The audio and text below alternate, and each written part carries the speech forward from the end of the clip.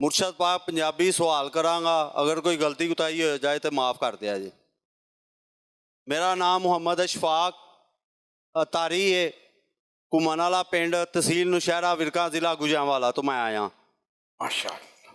हजूर असी 4 दिन पहले अम्मा जी की कबर मुबारक ते गए सां दुआ करने वास्ते, मेवा शाह कब्रस्तान। जज़ाकल्लाह खैर। मेरे नाल एक भाई ने, कमर भाई, उन्होंने कबर मुबारक तो मिट्टी उंगल ना ला के चखी थी।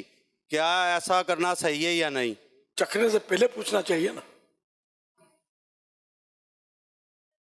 असी पहली दफा ऐसा सरकार पता नहीं सी ना, दुआ करना से असी चले। अब जिंदगी में पहली बार किसी की कब्र पर गए थे क्या? मिट्टी खाई थोड़ी जाती है। खैर, अब अगर मामूली मिकदार में चखी थी टच करके, तो ये तो कम ही, तो कम मिट्टी जो सेहत के लिए नुकसानदेह ना हो वो जायज़ है।